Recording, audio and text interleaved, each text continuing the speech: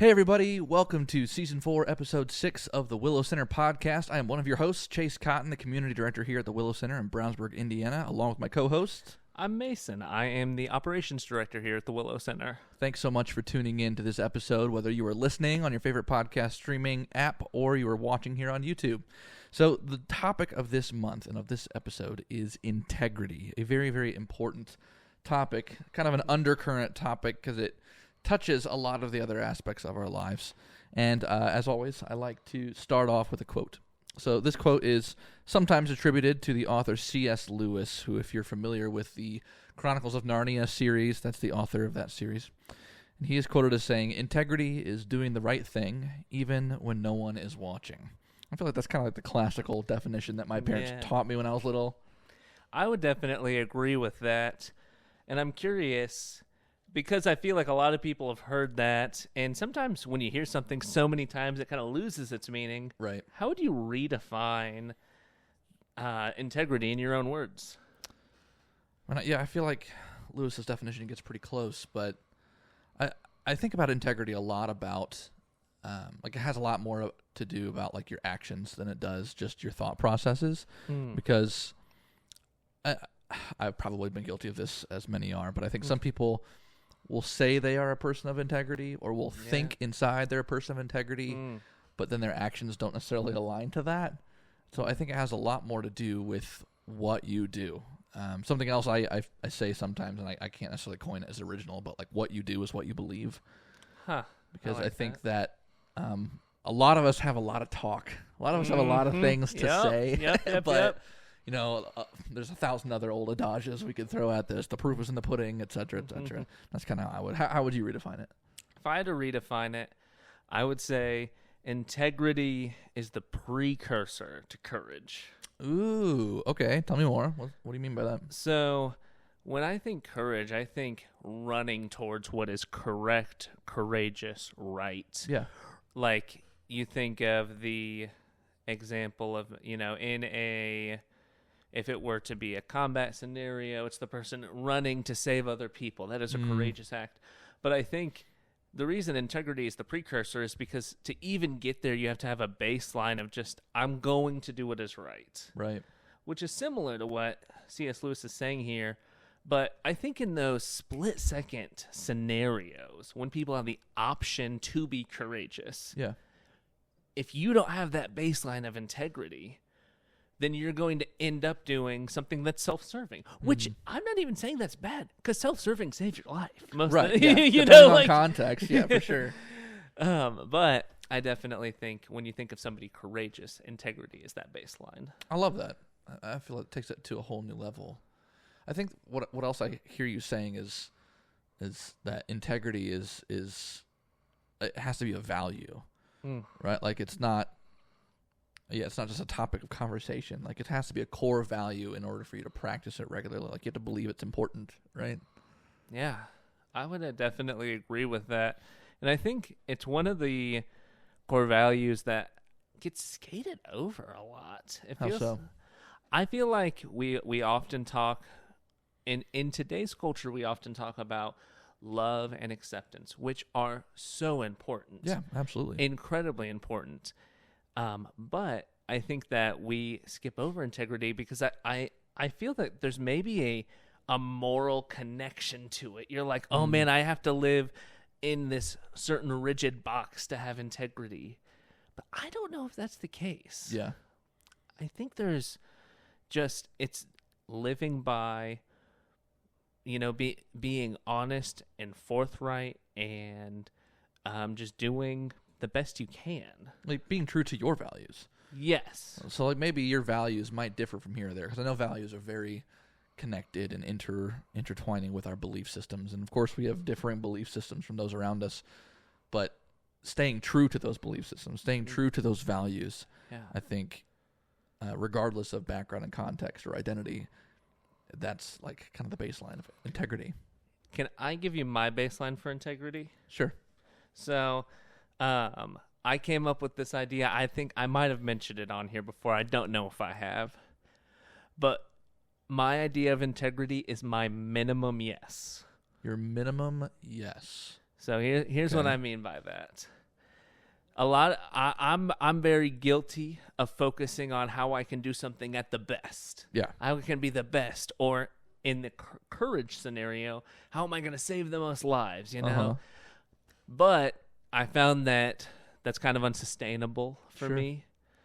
So what I do now instead is I think of what is the minimum I can do to still feel like I am living true to myself, true to my values, and just taking care of myself. Yeah.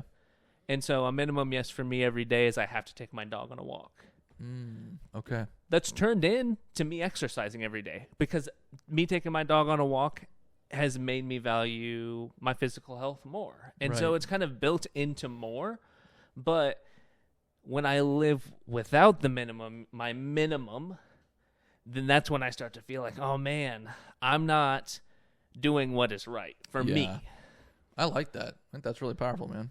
It's, I think in a world that's so full of being the best, sometimes we forget that, like, if you just do the minimum, you can feel okay, you know? Because some of us struggle to even do the minimum, right? Yeah, and particularly when it comes to, like, starting a regimen. I think using exercise is a great example, because, like, the hardest thing for me personally is to just get started in the routine, to even establish the routine to begin with, but to have even just a minimum where it's like, listen, my value is I should take care of my body. Yeah. In order to be a person of integrity and to live and do as I value, I have to do something. And maybe the minimum is walking my dog. You know, I don't have to be an Olympic weightlifter or compete with Usain Bolt on the track quite yet, you know, but doing something as a minimum, yes, to meet that value and be a person of integrity. I think that's a really interesting way to look at it. And I think the most beautiful thing for me is that changes day to day. Some days my minimum yes is like, okay, I'm getting home and I'm like, I gotta hit the gym. Like, I've hit the gym for the past like 2 months, so like this is my minimum yes today. And then I'll just be wiped out the next day from work, just wiped out. I'm tired. I don't want to do anything. Right. So I'm like, well, what is my minimum right now? Well, my minimum is I walk my dog, right? I can do that. Like, that's something that is manageable, and I know that I'm not going to like push beyond my limits to go do that. Right. Because if I were to go weightlift after I feel like I shouldn't, or I feel like that's too much, well, then I'm going to start hating the habit that I built to feel good, you know? Yeah, like, definitely. That's a great example. What do you have any stories in your own life of how maybe you've that have kind of taught you the importance of integrity? Yeah. So I feel like integrity is one of those values that if you're not taught by your parents or your caregivers young, like, you kind of learn it along the way because you can get in trouble if you don't have it. Yeah. Right. Integrity obviously shares so many similarities with honesty, which we've talked about on a previous episode, but there's slight differences in that. Yeah. So I'll share a story from my childhood.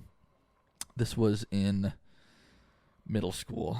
I want to say 7th or 8th grade. And we were taking a quiz. I think it was a spelling quiz, maybe, in English class.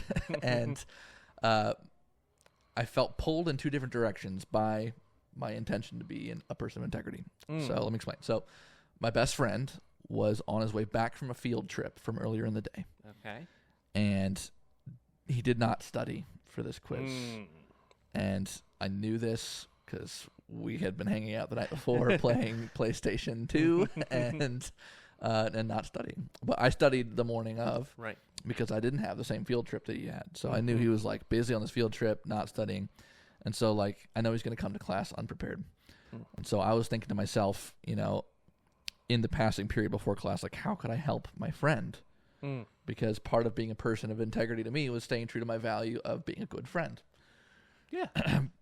The other half, the half that was suffering at this point, was being honest. It was another value of mine. Right. And what I chose was to be dishonest and slip some of my answers to him because he sat next to the desk next to me right when we sat down to take the quiz, because it was like, you know, class, like, bell rang, sit down, take the quiz. Yeah. And I slipped some of the answers for the harder words that I knew he might not remember because he didn't study, and I did. And, of course, we were really sly about it, and we almost got away with it. Like, we probably could have gotten away with it except for one thing. Oh no. Oh no. And this is just how fate happens sometimes. Perhaps this was, a providential way for me to learn integrity. On our way up to turn in our quizzes, he drops the slip that I'd slipped him. So we each had our quiz papers right, and then he had the extra one in his hand, instantly dropped it. And the teacher's like, "What's that?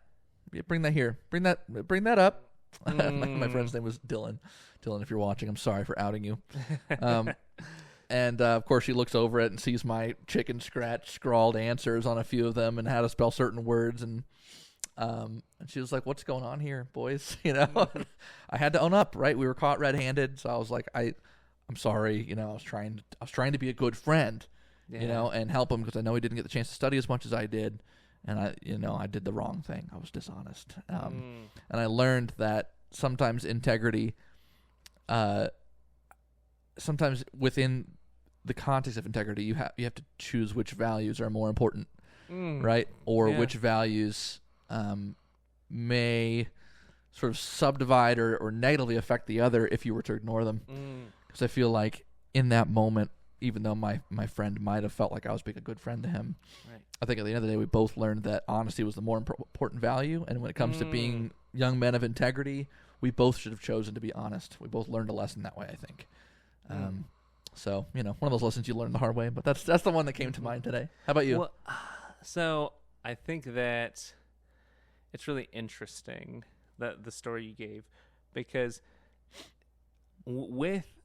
I guess it brought up a question for me. I'll say. Okay. It brought up a question.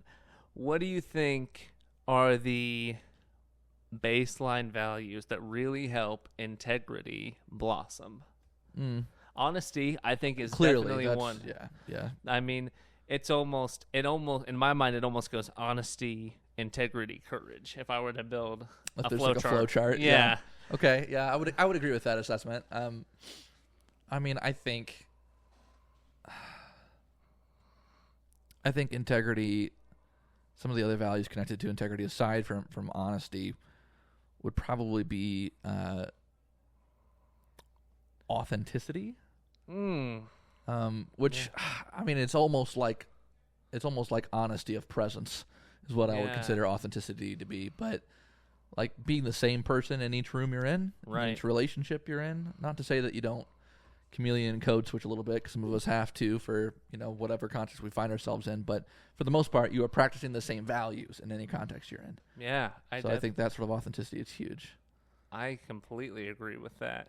And it gets back to the quote a little bit, which is doing right when others aren't around. But I think it's so true to say doing what you define as right, no matter who is around. Right. Which, I mean, it could not be a bigger thing right now. Absolutely. Because we all want to fit in, right? We're desperate to be part of something bigger than ourselves, especially in social contexts, right? Like our friends play such a tremendous role in who we are as people in the moment. Yeah. Right? Like, although I might be friends with musicians and athletes and people who like beer, like right. I'm trying to three random examples. Like, I might not be any of those three things, but in those moments, I'm trying to fit in with those three people. Right. And it's like, I think a person of integrity would find a way to just be themselves without letting those three characteristics of the context they're in completely change how they behave, how they talk, what activities they partake in. That kind of ties into where we'll take the conversation here in a few moments in regards to, mental health and recovery. But how about you? What stories from your past have taught you the importance of integrity? Oh, so one time my family got the FBI called on them. What? The actual FBI? The actual FBI. Oh, my word. Okay. So we were down in Florida, and the person that we were staying at, it was like an Airbnb type situation. Okay. And one of my sisters had illegally pirated a movie. Did a little movie pirating. And at this point, she didn't really think too much of it.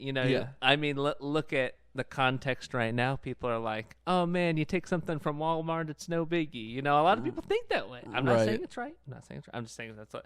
And so I think that's kind of how it was viewed with Livewire and movie pirating back in 2010, So she pirates a movie, and then we got a letter from the Airbnb person that was like, "Hey, I just received this from the FBI. They said that there was a connection to movie pirating with my IP address." Oh my word! And my sister just denied. And so she got her computer taken away for a while. Yeah. For a while. And I think what it showed me was obviously there's real consequences to doing wrong, right? That was a big piece of it. But I think even the bigger piece was once you mess up, do you choose to live by your values, right? Because if you do something, you say you've been raised in such a way that you think whatever you have just done is okay, which depending on the context you were raised in, there's a lot of things that seem okay, right? I was not raised in Latin America. If you come and kiss me on the cheek, I might. Whoa, you're in my space. Exactly. Yeah. But after that, after you have done something where it's okay, well, I don't know. It's okay, do you fall back and say, no, I am honest, I am forthright, and I'm just going to deal with this? Or do you try to hide it and push it away and push away who you are, Right, and owning the mistake or, pretending you're someone you're not. Yeah. Pretending your actions, that what you did are not how you are. Mm-hmm. Yeah. Pretending your actions are not who you are. Whew, man. Yeah. I like that a lot. We're getting cutting on this episode, aren't we? That's a good one. Going straight to the bone. You know what? I'm not sure what I dislike about your story more. The fact that it was a hard lesson to learn, or the fact that the FBI was tracking this random IP address on a Friday night, and it was this is the one. Yeah. This is the pirate we're going to go after. I'm trying to think of all the stupid stuff I've done on a computer. I know it. All the strange things I've had to search for a variety of reasons. What does the FBI think of me? Oh, they probably have a whole case. This dude is nuts. They're just waiting for you. I digress. I think it's I saw this online after what Walmart will do is after a certain amount of shoplifting, they'll hit you with a felony. Wow. And they wait till you steal $1,000 worth of stuff, and then they get you. So maybe that's what the FBI is doing to you right now. You search one more weird thing, you're done. Why is he searching all of these different lumber pieces on how to build a box? What kind of box is he building? It's got to be illegal. I swear it's a sandbox for my daughter. They're nope, he's building coffins for all the people he's going after. Yeah. People without integrity. All right, let's get back on track. Okay, so what role do you feel that integrity plays in taking care of yourself in your mental health journey in particular? Man, that's a good question. I think from what I've seen in my time running, a group for people who are living life in recovery long term, and also just in my own experience, I feel when I act without integrity, when I act inauthentically to myself, I don't see the effects right away. Oh, yeah. First day I do it, I'm okay, I fibbed. I wasn't exactly standing upright. But what happens is it just kind of disconnects me from myself. Yeah. And so when you continue to act with integrity, I think you just get the benefit. You start to forget the benefit you're getting. Yeah. But the benefit is you are yourself. Right. The benefit is you're connected to your emotions. You're connected to the people around you. You feel at home in your own body, which it's so easy to just get that disconnect. What is that word? There's a word for that feeling. That feeling where where your cognition is not totally aligned with. You know what I'm talking about? Yes, it is. Something. Cognition. It is. It's on the tip of my tongue, man. Yeah, I know exactly what you're talking about. We'll come around to it, but yeah, continue. But yeah, I think that is just a huge part of taking care of yourself. Though, when you feel in line, then anxiety starts to decrease. Right? When you're not lying, when you're not being inauthentic, anxiety starts to decrease because you're not juggling all this other stuff. You just are who you are. Right. And that gets you to a baseline where you can start to really manage some of this stuff. Mm-hmm. You'll still be anxious. You'll still be depressed. You'll still be managing a lot of it. But you're not adding more fuel to the fire. Cognitive dissonance. Cognitive dissonance. That's what it is. So what I hear you saying is to live with integrity is to reduce cognitive dissonance within yourself. Because if we have increased cognitive dissonance where we are more or less constantly trying to make congruent what our actions are and who we believe we are as people. Which, to give a good example of that, that is the person who's like, oh man, I love my mom. My mom's amazing. She's the best. And then you see her twice a year. Right. It's like there's a cognitive dissonance. I'm not calling anybody out here. I'm just saying if that's what you believe and then you never reach out and you never talk to her, you're going to feel bad about that. Right. Anyone would feel bad about that. Yeah. It's like when the phone rings and you see it's good old mom, what is your immediate gut reaction? Because that's a truer reflection of how you actually feel about your relationship with her or anyone else. Like if you're in a fight with your partner and in one context you're like, oh, I love them. You know, they're the love of my life. You know, my right hand or my left hand, but then in another context, you're like, oh, son of a gun. Like, that is cognitive dissonance. That is not living with integrity. Right. Yeah, you get that disconnect for sure. Yeah. What role does, in your opinion, how does integrity play into mental health? Yeah, I mean, I don't want to beat the horse that's already dead, but I think that idea of cognitive dissonance could make you more anxious. Yeah. You know, I think you could probably get into some pretty depressive moods and depressive seasons if you are more or less denying people the authentic relationship with you that they deserve. Mm-hmm. If we're constantly pretending to be someone we're not, right? That's gotta add stress to your life. Mm-hmm. You know, and if you're also experiencing like a substance use disorder or something like that on top of it, or maybe you are using substances in order to deal with that cognitive dissonance of not living with integrity and living, in alliance or in alignment with your values, like it's just part of that vicious cycle, in my opinion. Yeah. Well, I mean, I see it all the time. You have somebody who is, going through the criminal justice system, and if somebody's doing it with integrity, if somebody is like, man, I really know when I go take that urine drug screen or when I meet with my probation officer, it's going to go well, right? I know that because I am dotting all my I's and crossing all my T's. Their stress level just decreases so much. And that's, again, somebody going through the criminal justice system. That's a hard system to go through, right? Right. But somebody going through the exact same thing who is still trying to live, maybe without integrity, there's just so much more stress. It's so much more difficult for them. Right.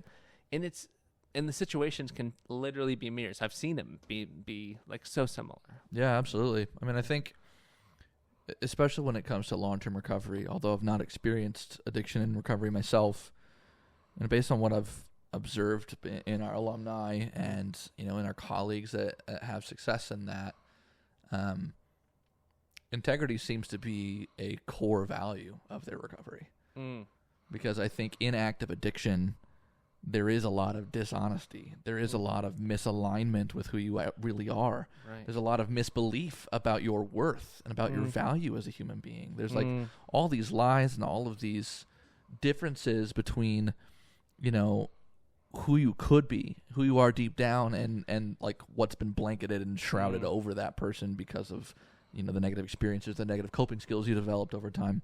So I feel like, integrity is kind of all of it, without sounding too dramatic. Well, I think it's really interesting because you can take it either way, right? To live without integrity, you might experience more shame and more guilt because you are not doing what you think is right. Right. And so that can throw people into shame and guilt spirals, which so often can lead right back to substance use. But I think the other piece of integrity is people who are maybe they're just getting into sobriety and recovery, and they're like, I am a good partner, I am a good dad, I am a good family member, right? And so they are unable to, or maybe unwilling sometimes to see like, okay, what the way you have been living is because even you don't really know it's not with integrity, right? Maybe you don't even understand that. There's an element of denial almost. Yes. Or like self-deception. Is that what you're getting at? Yeah, so it's like where like a person has a core belief like I am a good person or I'm a good dad. I'll use that as a fellow dad. I'll use that example. I'm a good dad. But what your actions say about you, like I drove under the influence with my kid in the back seat. Right. Would suggest that you are not a good dad. Mm-hmm. Or I yell at my kids more when I'm under the influence. That would suggest that you are not prioritizing this core element of who you believe you are to align with your values. And yeah, there's definitely a hump to get over there in early recovery where we got to like see things how they actually are. Right. Well, because you probably know that deep in your brain. There's a seed there somewhere. Yeah, but it's getting that aligned. Because you're so far out of alignment when all of the mental health stuff is going on, and this could be substance use. This can be so many mental health things when there is that disalignment. So much of the talk surrounding integrity has to do with the legacy we leave behind us. Yeah. What kind of legacy do you want to leave behind you, Chase? Jeez, what a heavy question, man. What kind of legacy do I want to leave? So, one of the responsibilities I have in my position here at the Willow Center is doing some public speaking. Yeah. I'm representing, our efforts in the community and trying to educate people about the good word surrounding recovery and improving your mental health. And so, I'm frequently asked, like, what's your bio? Just like one paragraph snippet of who you are as a man. Yeah. And I spent a lot of time trying to figure out how I would want that to be read because I don't want it to be like a mile long and sound just totally pretentious. Right. But I also want it to be true to who I feel like or how I feel like I'm trying to live my life. So the last sentence that I put in that little short bio that I send people before a public speaking engagement is Chase tries to live his life in a way that ensures his epitaph will read, he made a positive difference. And so I think about that a lot because the epitaph, it's that little like 1 to 2 line segment of your tombstone where they describe who you were or what you were, right? So you have like the born date, the dash, and the death date, and then the epitaph. And I want mine to read that he made a positive difference. It's simple, but it's something that I've taken to heart really seriously because I don't know where that positive difference will always be made. Yeah. I think there are multiple contexts where that positive difference could be made. And I think because of the sort of wide open shotgun approach of that, it's always like a bird sitting on my shoulder reminding me like, hey, remember this is who you are. Remember this is how you're living your life. So when I'm in parenting mode, like I want to make a positive difference in my daughter's life. When I'm in partner mode, I want to make a positive difference in my partner's life. When I'm in friend or colleague mode, I want to make a positive difference there and a positive difference to my, my employers and the business I work for and a positive difference in the community I live in. Like it can be plugged into all these different contexts. And that's what I think makes up the idea of legacy for me. Because what others think is a positive difference, what I think is a positive difference might be different. Yeah. So as long as the people that are burying me or burying my ashes, as long as they believe I've made a positive difference, I feel like I've done a good job. Yeah. I really like that. I think that and positive difference can be so broad. Right. But I like that because your positive difference could be just making somebody's day, but that could be the literal one day that they needed made. Right. The one day that kept them on this earth. You know? Like just giving them a smile and acknowledging that they are here. Right? Like that could be what they needed. Right. And like that is positive difference. Mm-hmm. As well as making, sweeping community changes and helping, like every... Right. But it doesn't have to be big, significant, award-winning stuff. Right. It's whatever positive difference means to the other person that's on the receiving end of me that day. Yeah.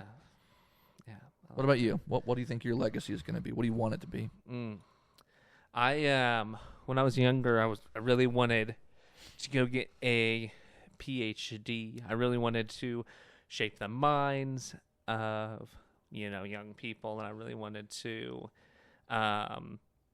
like kind of further the field of psychology. That was my dream for a long time. Yeah.